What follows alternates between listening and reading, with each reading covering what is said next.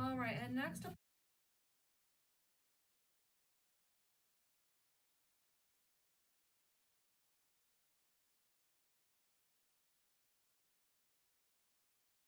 This is the most intense dog start I've heard in 14 years of this dog race. This is the most.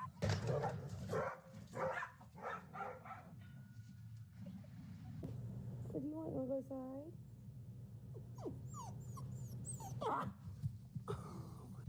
Feeling.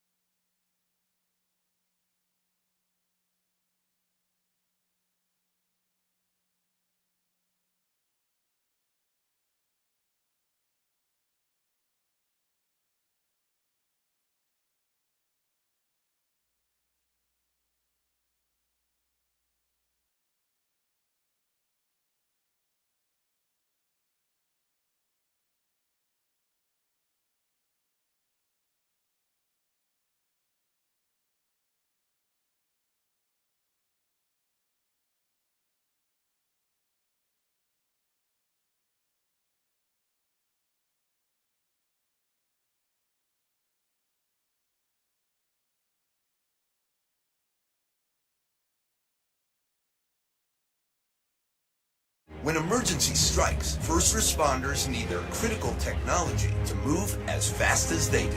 That's why T-Mobile created T-Priority. So in times of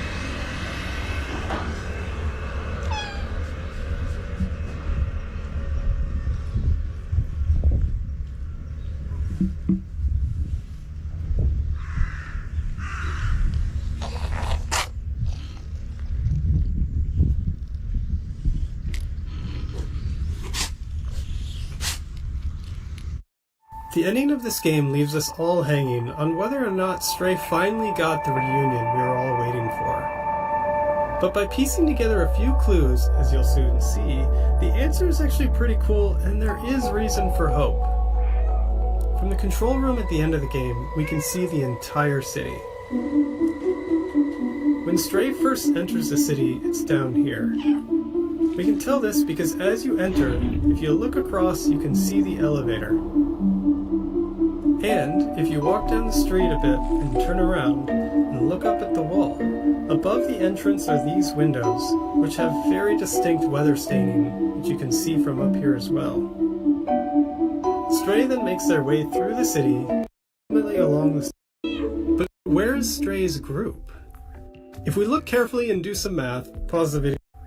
If we look carefully and do some math, so this is where they're as they exit the city in only a 20-second run to the right. And in the closing shot, that is exactly the direction. 2 minutes later,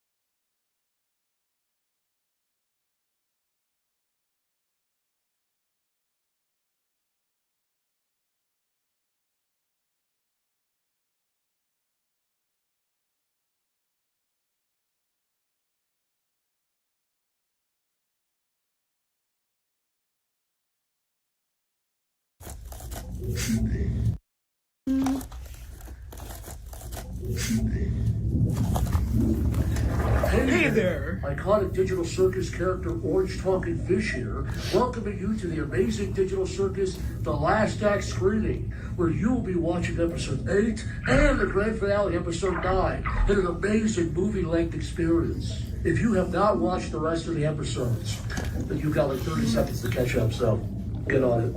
Also here to remind you to turn all mobile devices to silent and to please not film or spoil anything you see here tonight. You can share all of your reactions online, but just please God, no spoilers. Usually Kane does these things, but he couldn't make it because he died. May God and Jesus please look. You should also get early access to finale merch in the online store. Guys, I don't want to die. Down for a QR code at the end of the screening that gives you early access to finale merch in the online store. Guys, I don't want to die. Please don't go.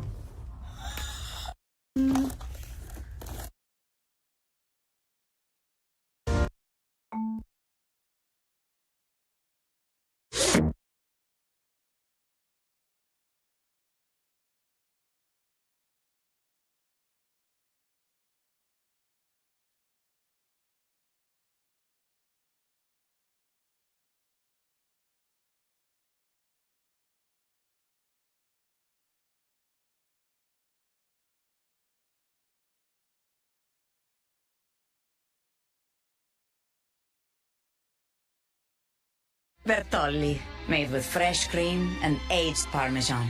Take the Alfredo. I didn't even think I was at risk of shingles.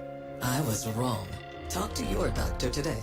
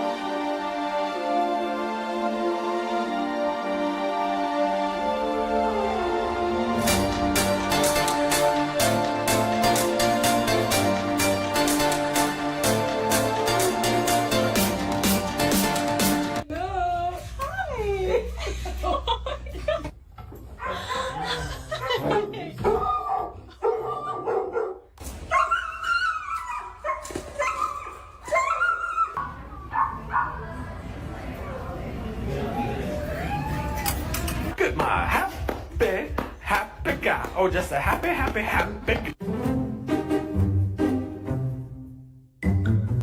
Hey, I'm sorry. Hey, I'm sorry. Now, Rocket! Hi, big buddy. Okay.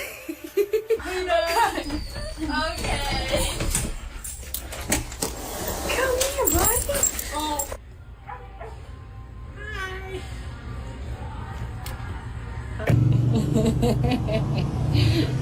Stinky boy. Hello, boys. Hello. Hello. hi, love. Hi.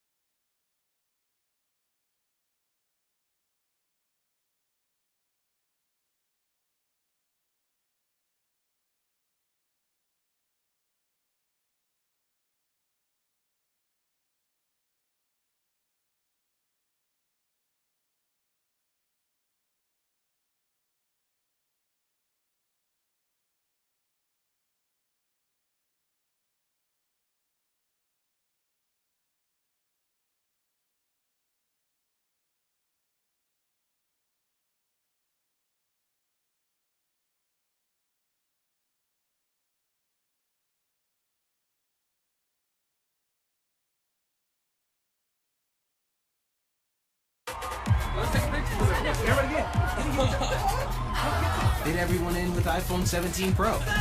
Stay connected with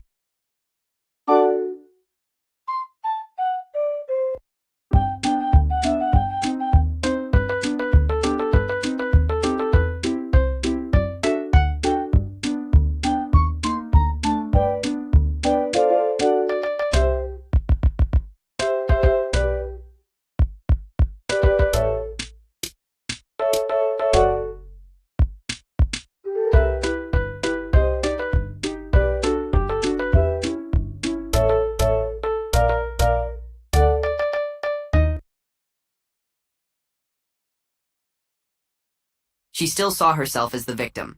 She still didn't get that she chose not to help Danny for years, even when help was available, and people were begging her to use it.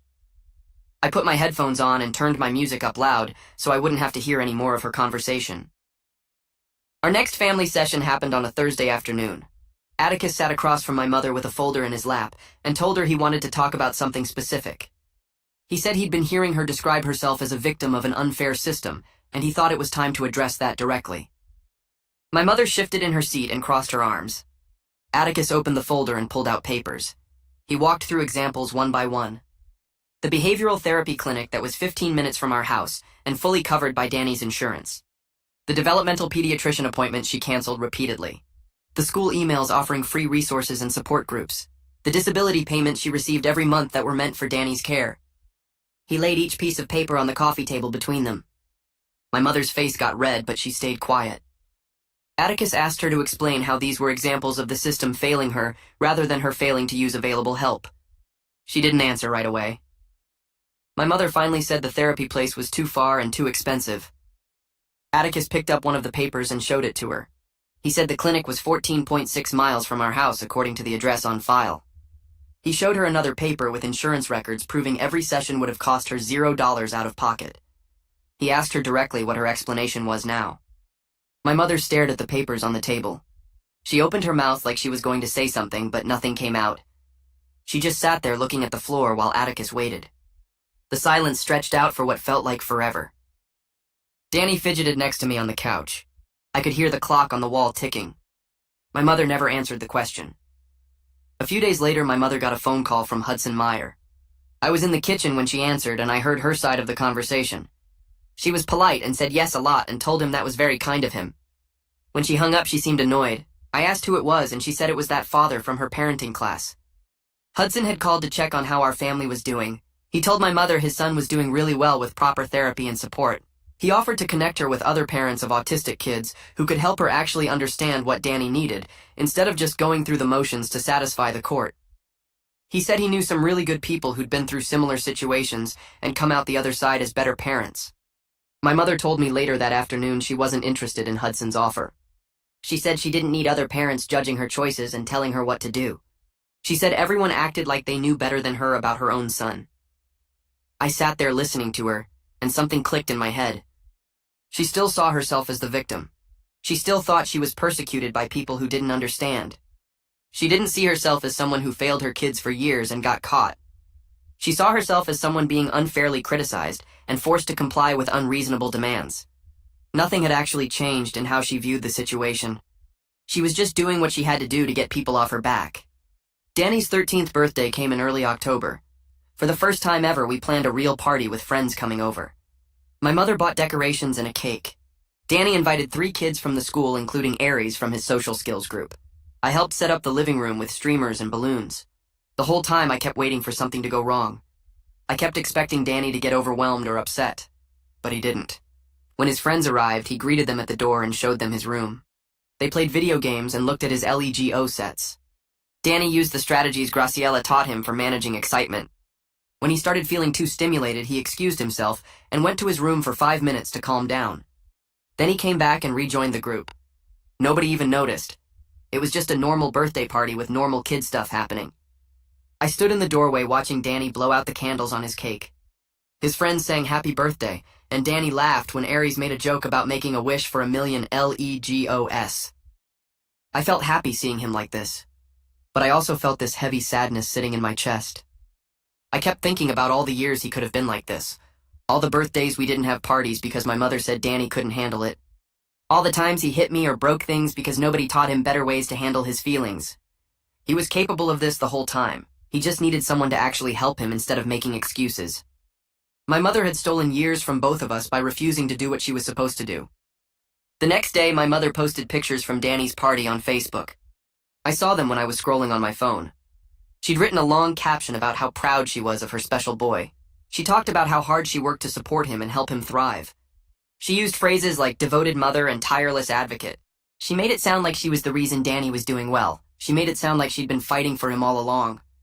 I felt sick reading it. She was performing for sympathy and praise from people who didn't know the truth. She was taking credit for the progress that only happened because the court forced her to actually parent. I closed the app and put my phone down. 8 months after the CPS investigation started, we had another court review. The judge sat behind her desk looking through reports from Michelle and Atticus and Graciela. She said the outcomes for both Danny and me were clearly positive. Danny hadn't had any violent incidents in 8 months. He was doing well in the school and participating in therapy.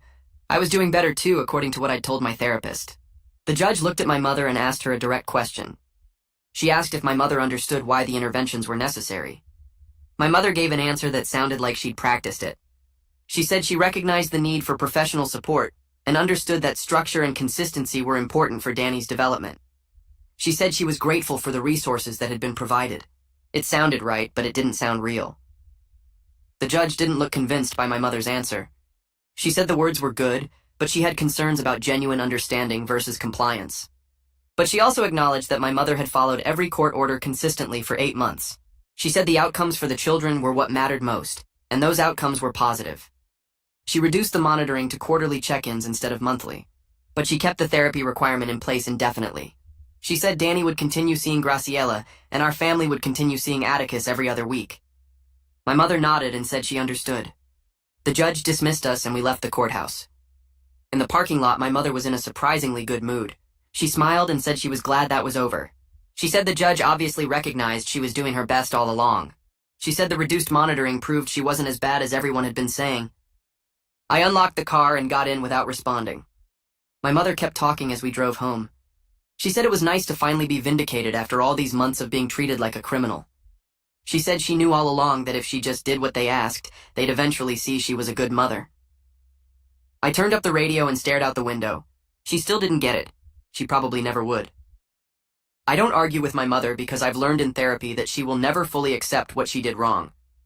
Atticus told me some people can't handle being wrong about big things. They have to rewrite history so they can live with themselves. My mother is one of those people. She'll always believe she was doing her best and everyone else was too harsh. I used to try to make her understand. I used to think if I just explained it the right way, she'd finally get it. But Atticus helped me see that I can't change her perspective. I can only focus on my own healing. It's disappointing, but it's realistic. Some people don't change no matter what happens. Danny keeps making progress at therapy. 9 months after he started going regularly, he's doing things I never thought possible.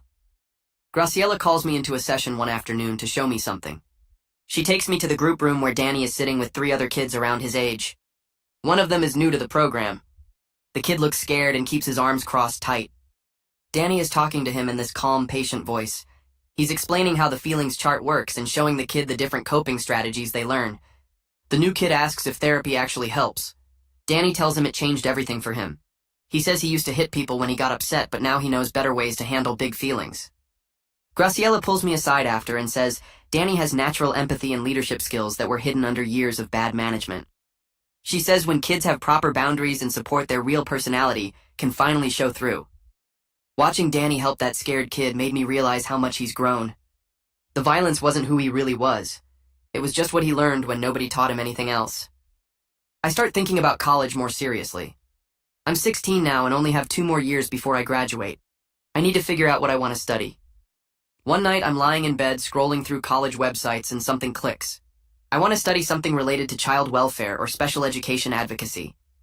Living through this nightmare showed me how many kids fall through cracks when parents don't follow through with help.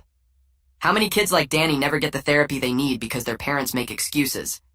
How many kids like me get hurt over and over because nobody notices or nobody wants to get involved? The emergency room nurse noticed. The social worker made the report. Michelle investigated. Atticus helped us talk to each other. Graciela taught Danny new skills. All these people stepped in and changed our lives. I want to be one of those people for other families. I want to help kids who are stuck like we were. I mentioned my college plans at dinner one night. I tell my mother I'm thinking about social work or special education. Her face changes immediately. She puts down her fork and stares at me. She says I'm going to go tell everyone she was a terrible mother and ruin her reputation. She says I'm going to use what happened to make her look bad to strangers. I feel my chest get tight, but I keep my voice calm. I tell her I'm going to help other kids, not talk about her.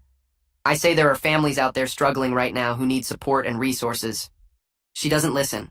She just keeps talking about how I'm going to embarrass her and make people think she abused us.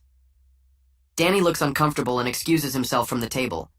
I finish eating in silence while my mother rants about how ungrateful I am after everything she's done for us. The next week in therapy, I tell Atticus about the college conversation. I tell him I'm worried about leaving for school while Danny is still young. I'm worried about what happens if my mother stops taking him to therapy once there's less oversight from CPS. I'm worried she'll go back to making excuses and letting him slide. Atticus listens and then asks me a question. He asks if I plan to sacrifice my future to parent my brother. I don't know what to say. He tells me I've already done more than any teenager should have to do. I spoke up when I got hurt. I participated in therapy. I supported Danny's progress, but I can't put my life on hold to make sure my mother does her job. He says Danny has his own support system now. He has Graciela and his teachers and the monitoring from CPS. He says it makes sense, but it's hard to accept. I've spent so many years being scared and watching out for danger. It's hard to just let go and trust other people to handle it. We have a family session 2 weeks later.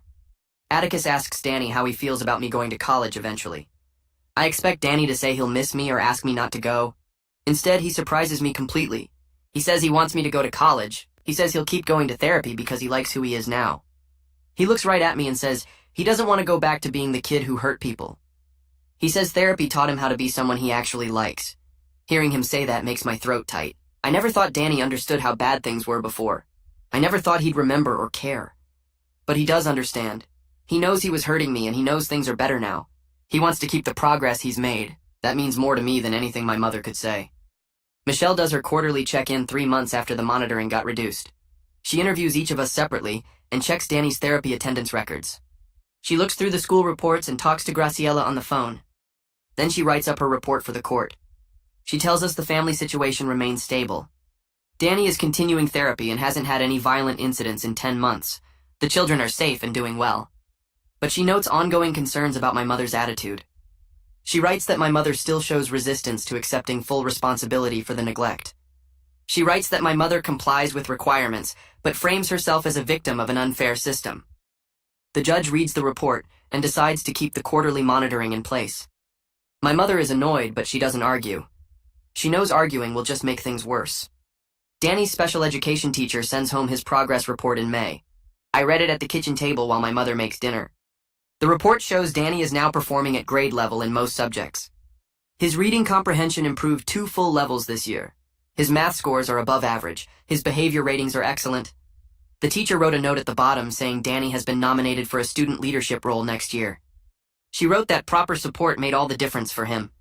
She wrote that she's proud of how far he's come. I show the report to Danny and he grins.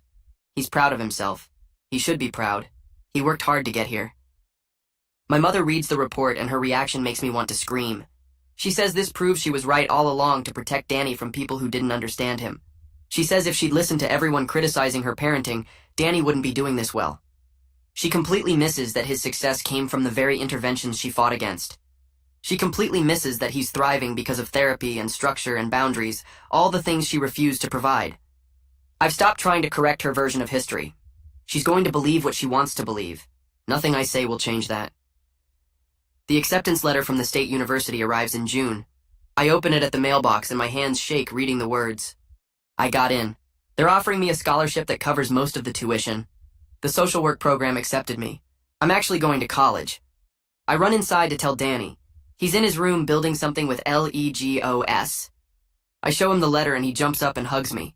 He asks if he can visit my dorm when I move in. He asks if I'll come home on weekends. He's genuinely excited for me. That's when I realize how much our relationship has healed. A year ago, I was scared of him. I couldn't be in the same room without watching for signs he might explode. Now he's my little brother again. We play games together and talk about normal things and he asks about my future. The violence is gone, the fear is gone, We actually have a relationship now. My high school graduation ceremony is in 3 weeks. I lie in bed at night and realize I'm not checking the lock on my door anymore. I'm not listening for Danny's footsteps in the hallway. I'm not tensing up when I hear him moving around downstairs. For the first time in years, I sleep through the night without waking up scared. Danny knocks on my door in the morning to ask if I want breakfast, and I say yes without that spike of fear in my chest. We eat cereal together at the kitchen table and talk about his plans for summer, and it feels normal. He tells me about a project he's building with Ares and asks if I want to see it later. I actually want to spend time with my brother now. That's the biggest change. We have a relationship that isn't built on me avoiding him or protecting myself. My therapy sessions with the counselor at the school helped me learn to speak up when something bothers me instead of just accepting everything. I told my mom last week that I needed her to stop commenting on my college plans, and she actually backed off. Not because she suddenly respects me, but because she knows I'll call Michelle if she crosses certain lines. Laura shows up to my graduation in a new dress she bought special for the occasion. She takes dozens of pictures of me in my cap and gown. She hugs me and tells me how proud she is. Then she posts the photos on social media with a long caption about being a proud mom watching her son graduate despite all the challenges their family has faced. She tags it with inspirational quotes about motherhood and perseverance. I see the post on my phone during the reception after the ceremony and feel that familiar irritation rising up. She's performing again, making herself the hero of a story where she was actually the problem. But I've learned in therapy that I can't control how she sees things. I can't make her acknowledge what really happened or take real responsibility. Some people never change their version of events no matter how much evidence piles up against them. That's not my responsibility to fix anymore. I scroll past her post and focus on the messages from friends and teachers congratulating me. The summer stretches out before me with this weird mix of freedom and purpose. I get a job at the grocery store stocking shelves 3 days a week. The money goes into my college fund. On my days off, Danny and I do things we never could before. We go to the movies and he doesn't have a meltdown when the theater is crowded. We play basketball at the park, and he handles losing a game without throwing the ball at my face. He teaches me about his special interests, the different types of trains and how suspension bridges work, and I actually listen because I'm not scared of him anymore.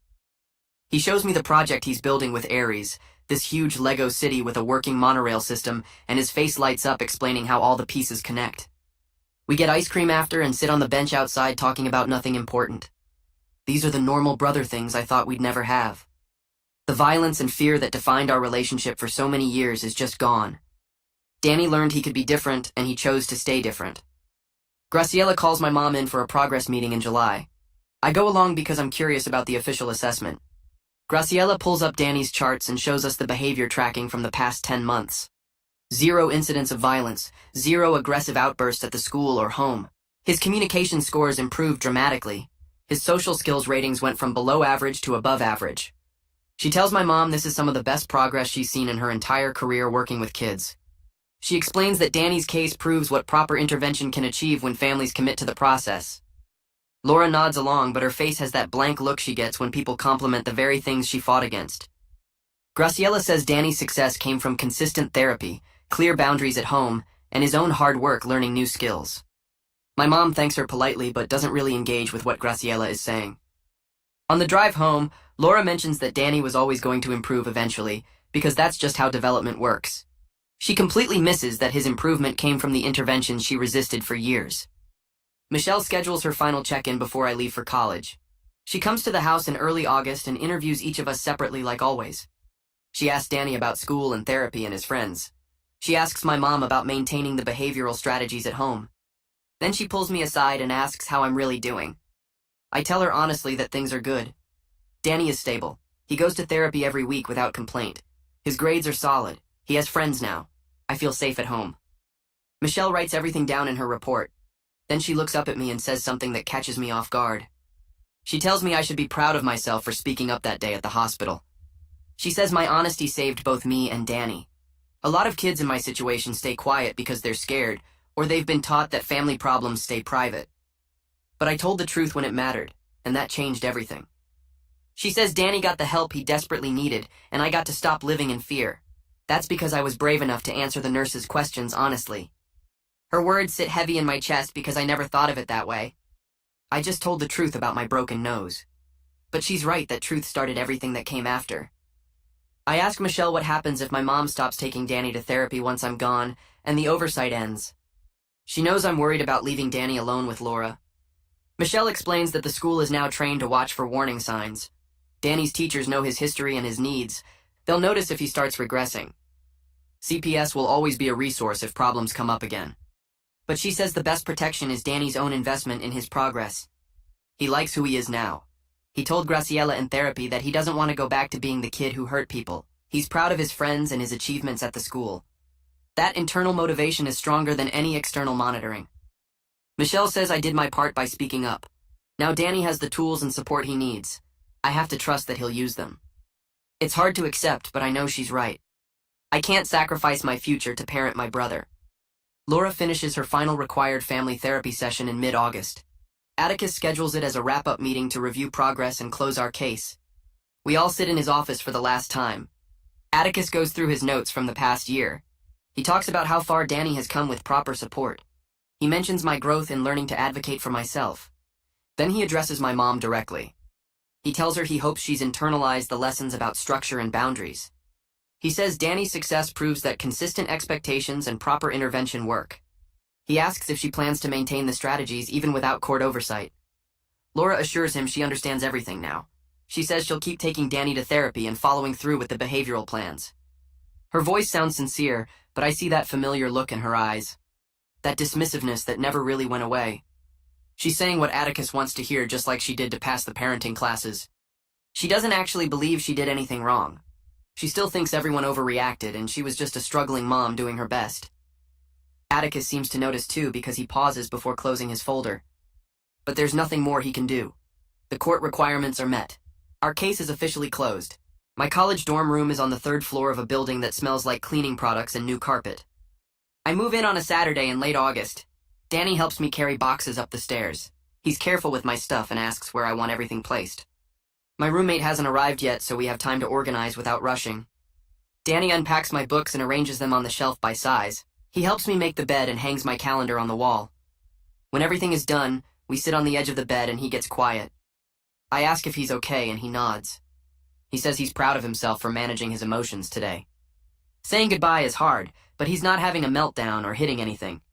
He's using his coping strategies like Graciela taught him. He takes deep breaths when he feels overwhelmed. He talks about his feelings instead of acting them out. I tell him I'm proud of him too. He's come so far from the kid who broke my nose over a calculator. We hug before he leaves and it feels real. Not scared or forced, just two brothers who actually care about each other. Laura drives me to campus that morning and stays for the move-in process. On the drive back home, she starts talking about how glad she is this whole ordeal is finally over. She says everyone can stop treating her like a criminal now. She mentions how exhausting it's been having people monitor her parenting and question her decisions. She talks about finally getting her life back to normal without social workers and therapists breathing down her neck. I sit in the passenger seat listening to her rewrite history in real time. She sees herself as the victim in this story. The struggling mother who was unfairly targeted by an overzealous system. She'll probably always see it that way no matter how much evidence exists that she neglected both her kids. But that's her problem now, not mine. I'm moving forward with my life. I got the help I needed. Danny got the help he needed. What my mom chooses to believe about her role in all of it doesn't change those facts. My first semester of college hits different from I expected. The social work classes feel personal in a way other subjects never did. I'm learning about child welfare systems and mandatory reporting and family intervention models needed instead of just getting excuses.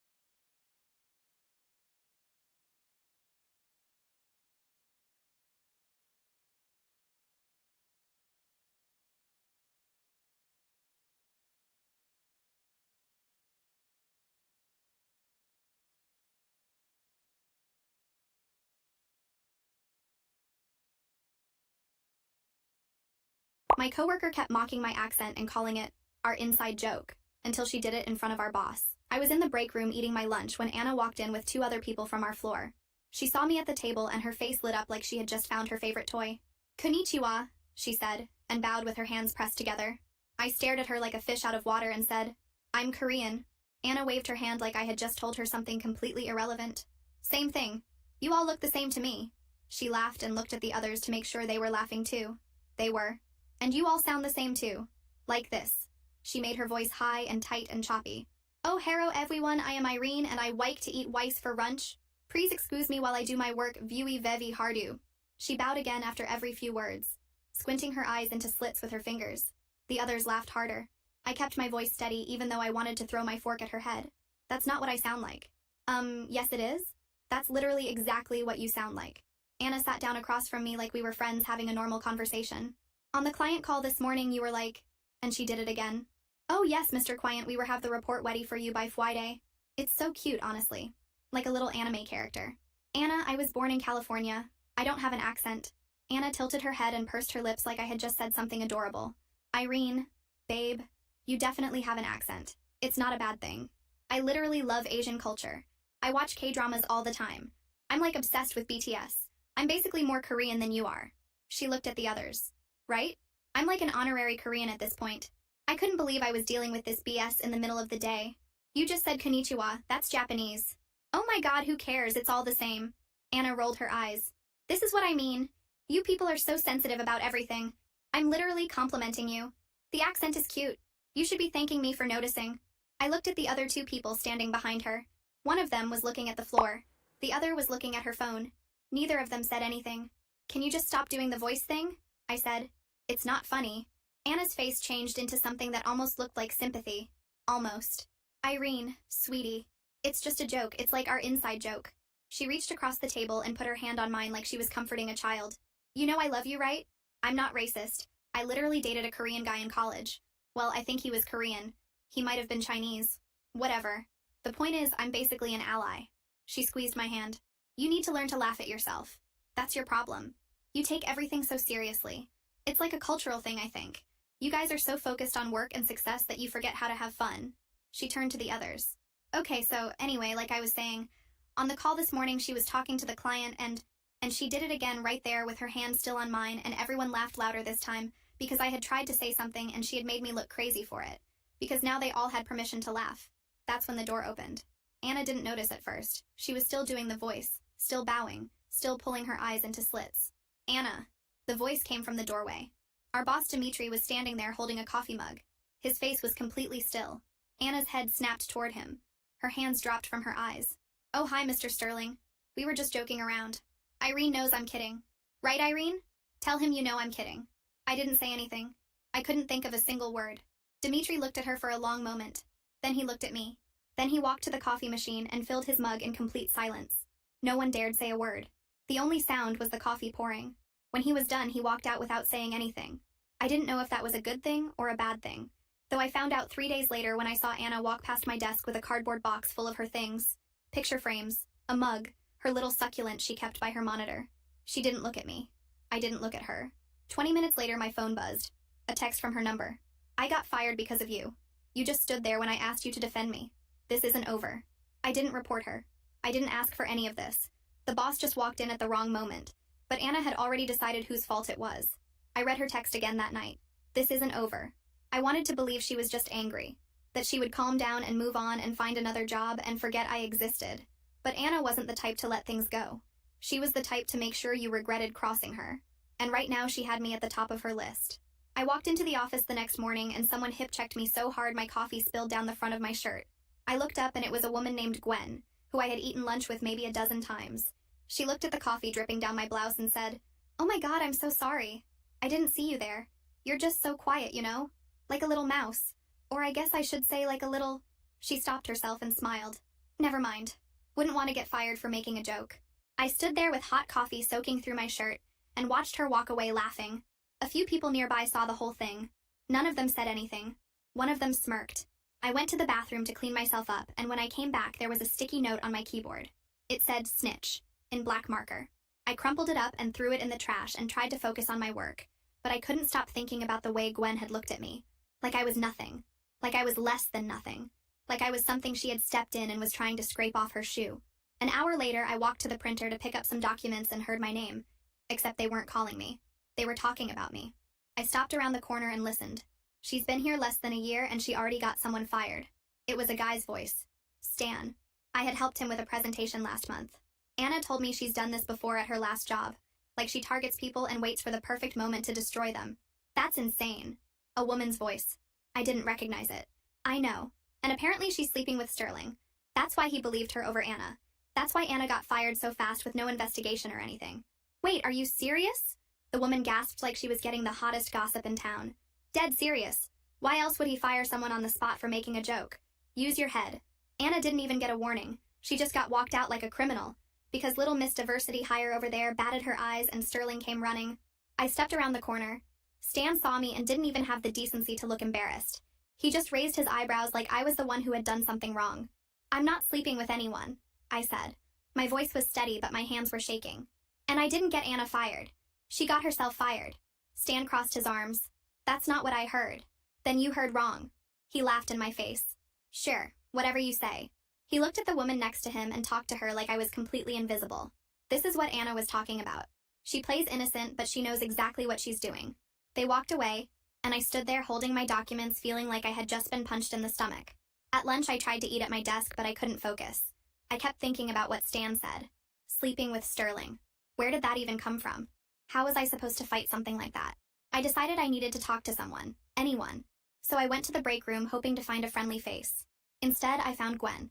She was sitting at a table with 2 other women, and when I walked in, they all stopped talking and looked at me like I had just interrupted a funeral. I thought about turning around, but I was tired of feeling like a criminal in a place where I hadn't done anything wrong. So I sat down at their table. Hey, I said. Can I talk to you for a second? Gwen leaned back in her chair and exchanged a look with the other women. Sure. Talk. I explained what actually happened in the break room. The accent, the bowing, Anna pulling her eyes into slits with her fingers. How I asked her to stop and she just laughed in my face. And that's when Mr. Sterling walked in and saw the whole thing, and that's why she got fired. Not because of anything I did. Because of what she did. Gwen listened with this little smile on her face the whole time.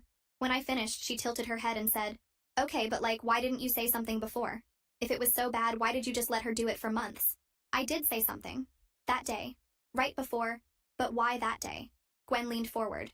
Why not the first time she did it? Or the second time? Why did you wait until the boss was right there to suddenly have a problem with it? I didn't know he was going to walk in. Sure. Gwen looked at the other women and they all had the same expression. Like I was lying. They had already decided I was guilty, and nothing I said would change their minds. Look, Irene, I'm not saying you're a bad person. I'm just saying it's a little convenient. Anna makes a joke she's been making forever, and suddenly the one time the boss sees it, she gets fired on the spot. And you just happen to be there looking all sad and victimized? She was being racist. Gwen rolled her eyes. She was doing an accent. It's not that serious. You ruined her whole career because you couldn't take a joke. She stood up and grabbed her tray. I feel sorry for whoever you decide to go after next. They left. All 3 of them. And I sat there alone at the table with my untouched lunch feeling like the walls were closing in. That night, Anna messaged my college roommate, Tasha. She sent 6 paragraphs about how I was manipulative and dangerous and had a history of destroying people. Tasha forwarded me the screenshot and asked if I was okay, and I told her it was all lies. She replied with, That's so crazy, and then nothing else. I waited for a follow-up text. Something like, I'm so sorry, or, That's insane, I don't believe her. It never came. By the next morning, I had been removed from our group chat. 8 years of birthday plans and late-night venting and sending each other stupid memes, and I didn't even get a goodbye. Just a notification that I was no longer a member. I checked Instagram and 3 people from that chat had unfollowed me overnight. Then I checked Facebook and saw that Tasha had removed me as a friend entirely. 8 years just gone, all because Anna wrote 6 paragraphs. I made a mistake then. I texted Anna. I wrote, Hey, I'm sorry for how things went down. I never wanted any of this to happen. I thought if I apologized, she might stop. I thought she might leave me alone. I was wrong. The next day, I walked into the break room to get water, and the conversation didn't just stop. It pivoted. A woman I barely knew held up her phone and said loud enough for everyone to hear, Oh look, it's the girl who feels so guilty she had to apologize. She turned the screen toward me. Anna had screenshotted my text and sent it to everyone with a message underneath that said, See? Even she knows she was wrong. She literally admitted it.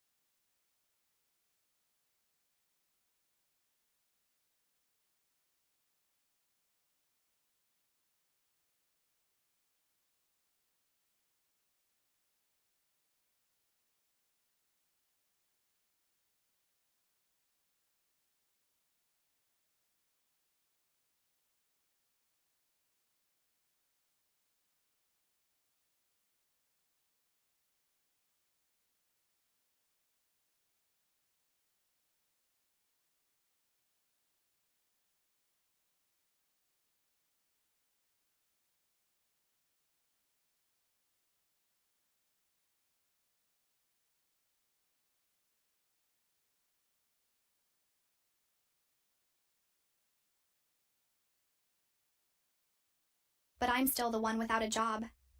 I looked around the room. 6 people were all looking at me like I had just unalived the president. One of them shook their head like I had just proven everything Anna ever said about me. I didn't say anything.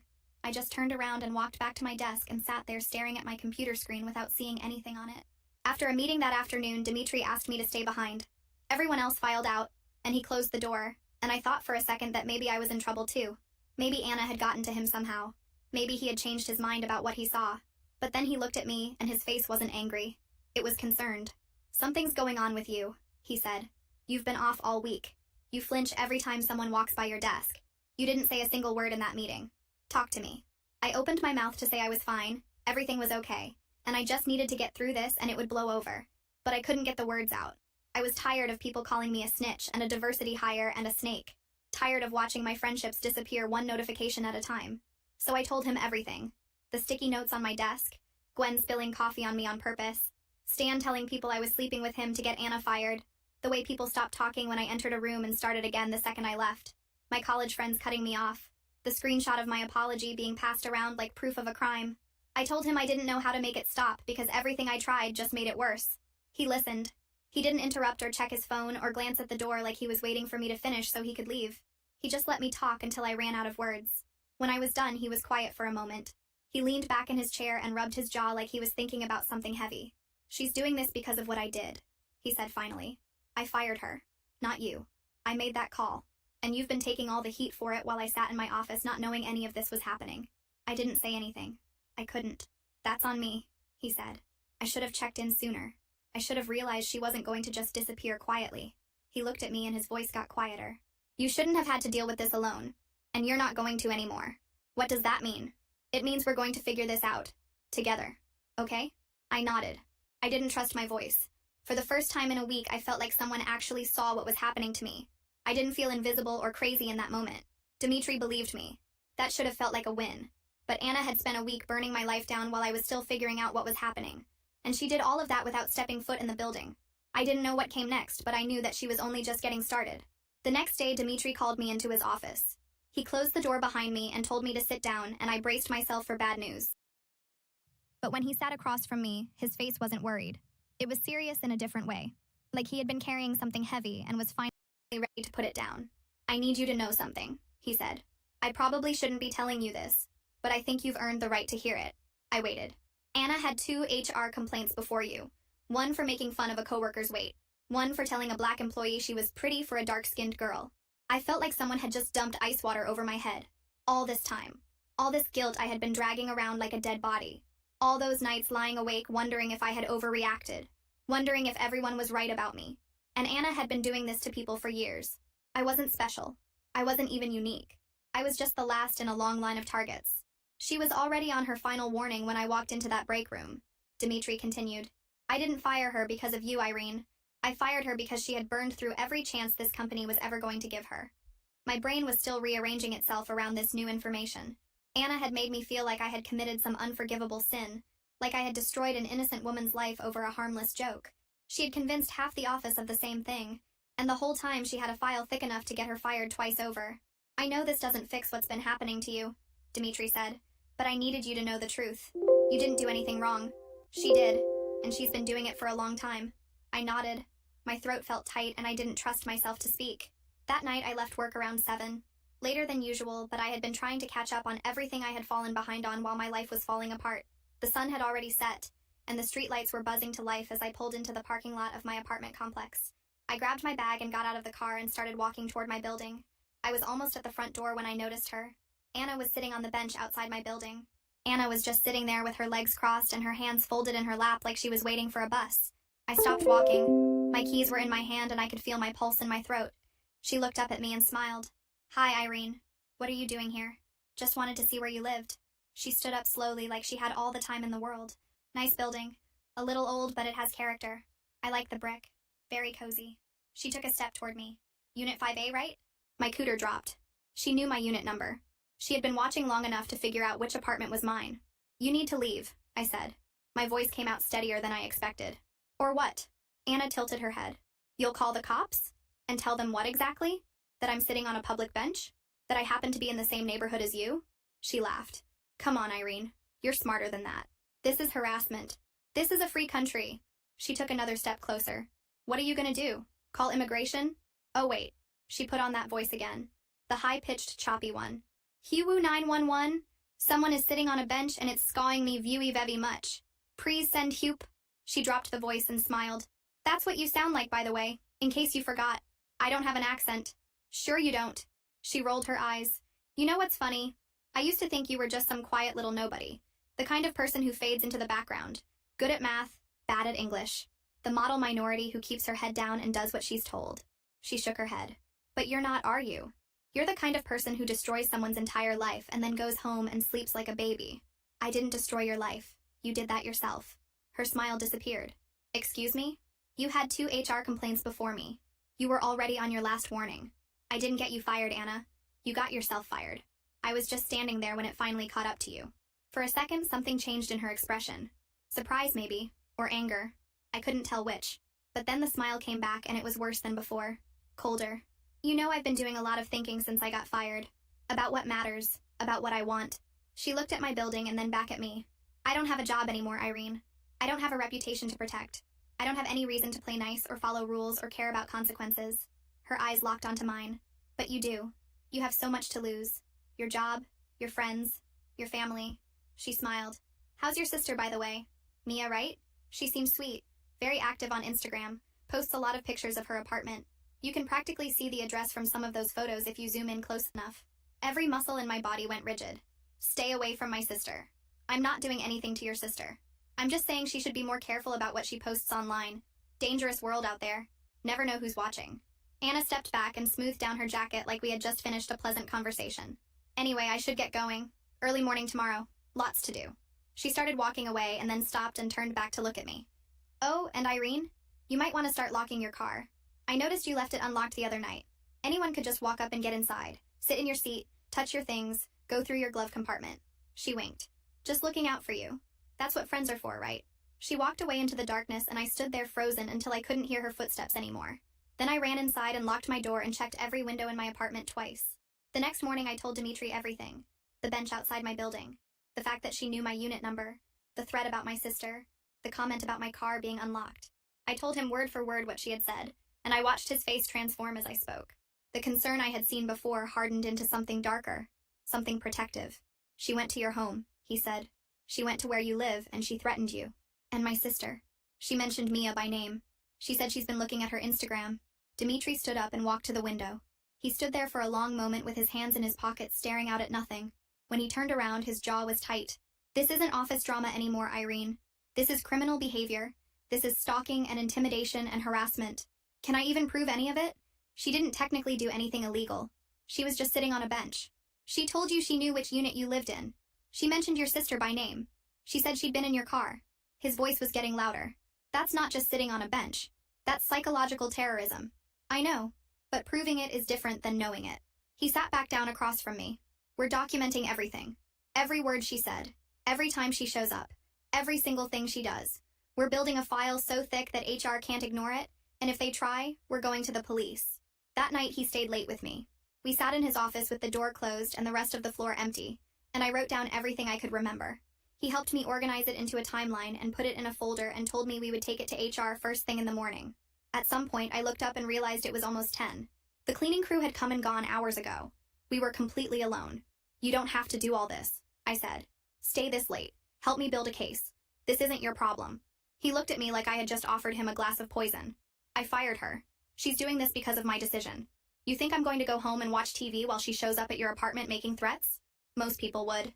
I'm not most people. He leaned forward. And for the record,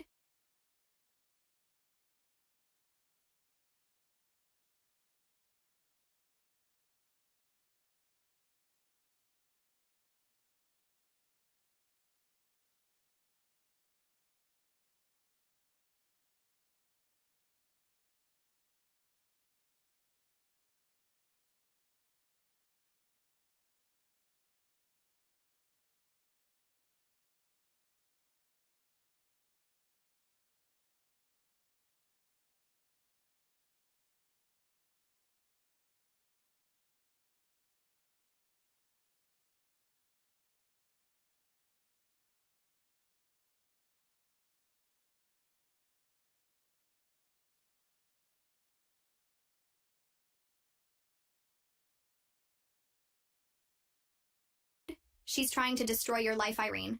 I'm not going to sit back and let that happen. Nobody had ever said anything like that to me. Not at work. Not anywhere. I had spent weeks feeling like I was screaming into a void while everyone walked past pretending they couldn't hear. And here was this man sitting across from me at 10 o'clock at night, building a case against someone who wanted to ruin me.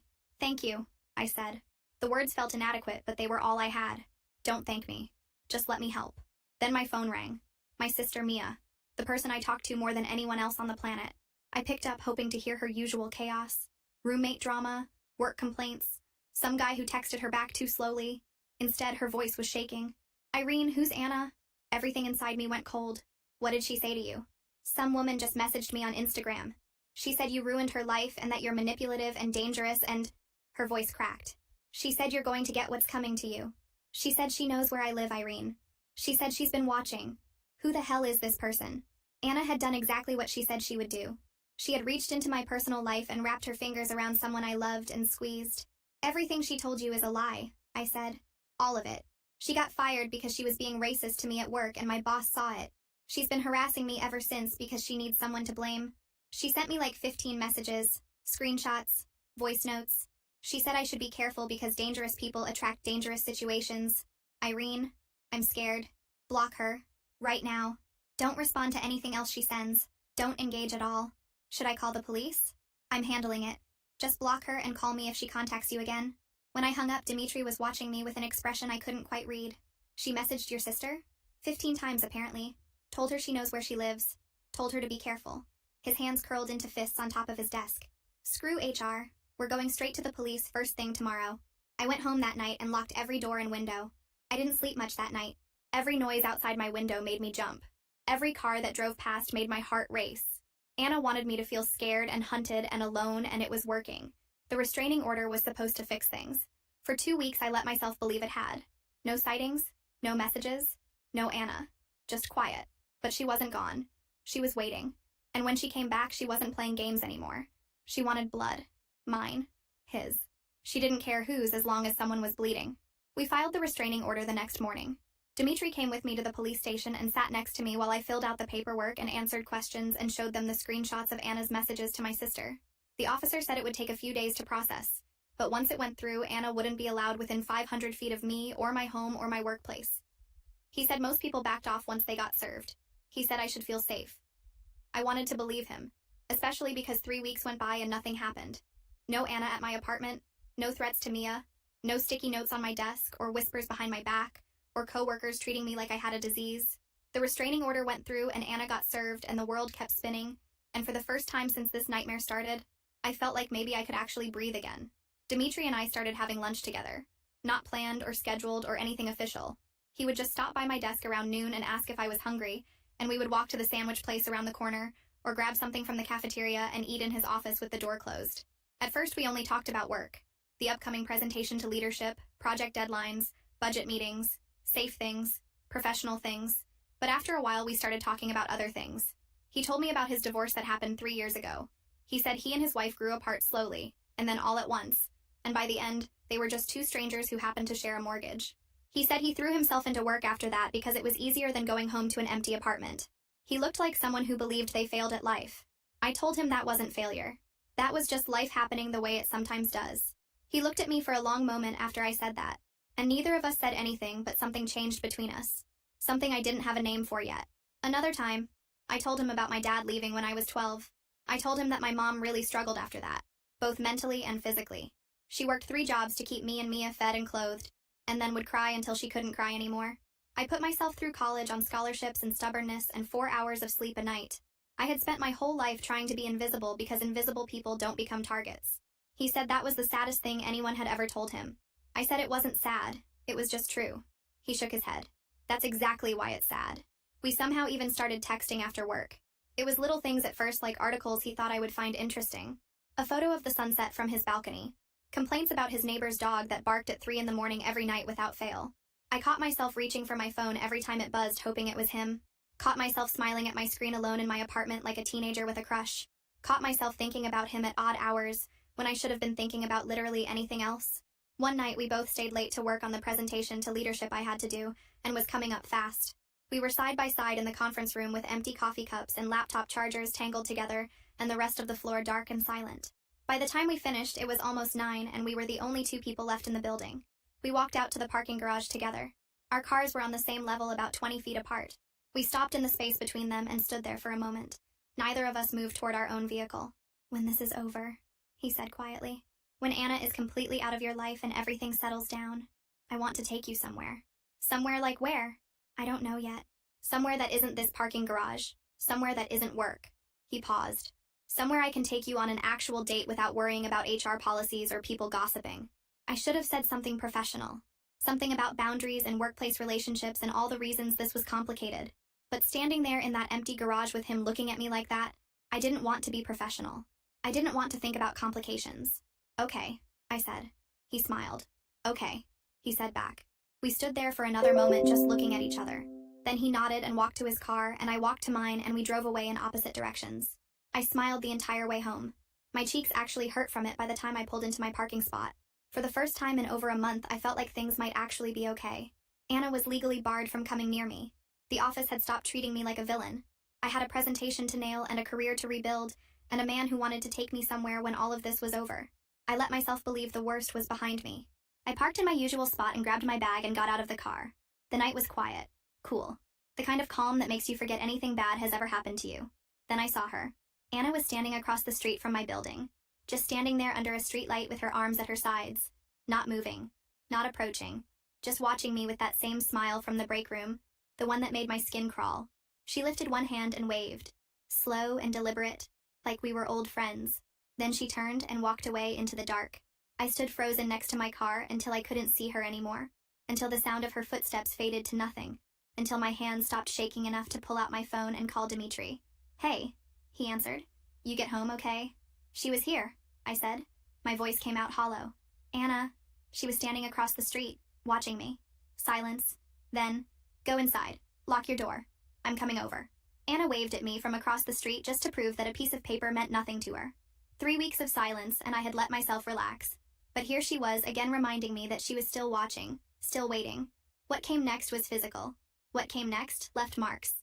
And it wasn't just me she went after. She wanted to hurt everyone who had ever stood in my corner. Starting with him. Dimitri showed up 20 minutes later. I buzzed him in and stood by my door waiting. And when he came down the hallway, I didn't even think about it. I just walked straight into him and pressed my face against his chest and let him wrap his arms around me. He didn't say anything. He just held me there in the doorway with one hand on the back of my head and the other around my waist, and I felt something inside me crack open that I had been holding together for weeks. I started crying. Not the quiet kind. The ugly kind. The kind where your whole body shakes and you can't catch your breath and you don't even care how you look because you're too exhausted to pretend anymore. He guided me inside and closed the door behind us, and we ended up on my couch with me curled into his side and his arms still around me, and I cried until I didn't have anything left. "I'm sorry," I said when I could finally speak again. My voice was hoarse and my face was wet, and I probably looked like a disaster. "I don't know why I'm falling apart like this. Because you've been holding it together for too long." His voice was quiet. Steady. "You don't have to apologize for being human. I just thought it was over. I really thought she was done. I know. She was just standing there, smiling, like she wanted me to see her, like she wanted me to know that the restraining order didn't mean anything. I pulled back enough to look at him. What if she never stops? What if this is just my life now?" He reached up and wiped the tears off my cheek with his thumb. "Then we deal with it. Together. But you're not doing this alone anymore. You understand me?" I nodded. He stayed that night and slept on the couch. But when I woke up at 3 in the morning from a nightmare, I couldn't remember. I went out to the living room. My heart was pounding when I asked if he could comfort me in my room. He nodded groggily, gently grabbed my hand and led me back to bed. I curled up next to him and fell back asleep with my head on his chest. In the morning, neither of us talked about it, but something had changed between us. Some wall that had been there before was gone now. I had let him see me at my worst, and he hadn't flinched. He hadn't left. He was still there. We reported the restraining order violation that day. There was more paperwork and more questions and more promises that they would look into it. I didn't believe any of it anymore, but I went through the motions because it was all I could do. 2 days later, I stayed late at work to prep for the presentation. By the time I left the office, the parking garage was almost empty. Just a few cars scattered across the concrete and the hum of the lights overhead. I was digging through my bag for my keys when someone slammed into me from behind. I hit the ground hard. My palms scraped against the concrete and my knees took the worst of it. Pain shot up through my legs and I rolled over trying to see who had pushed me, but there was no one there. Just empty space and the echo of footsteps running away. I sat on the ground for a long time with my heart pounding and blood seeping through my pants where the skin had torn. I knew it was Anna. I couldn't prove it, but I knew. I drove home with shaking hands and cleaned up the scrapes in my bathroom and didn't tell anyone what happened. I didn't want to worry Dimitri. I didn't want to file another report that wouldn't go anywhere. I just wanted to get through the presentation and figure out the rest later. Then Dimitri didn't show up to work the next morning. I texted him at 9 and got no response. Same thing happened when I called him at 10. Just got his dumb voicemail. By 11, I was starting to panic. He had never gone this long without answering me. I was about to leave the office and drive to his apartment when he walked through the door. His face stopped me cold. He had a black eye, split lip, and a cut above his eyebrow that had been bandaged but was still red and angry. He moved like everything hurt, like someone had taken a bat to his ribs and he was trying to pretend it didn't happen. I stood up from my desk and crossed the room and grabbed his arm. What happened to you? Not here. His voice was tight, somehow controlled. My office. I followed him down the hall and closed the door behind us and turned around to face him. Dimitri, what the hell happened? He sat down heavily in his chair and winced. 2 guys. In my parking garage last night. I was getting out of my car and they came out of nowhere. He touched his lip. They didn't take anything. Didn't even try. They just beat the hell out of me and left. What did they say? He looked at me. One of them said stay out of it right before they walked away. My blood went cold. Anna. She had sent people after him. She had hired someone to hurt him because he was helping me. Because he was on my side. This is my fault, I said. She did this because of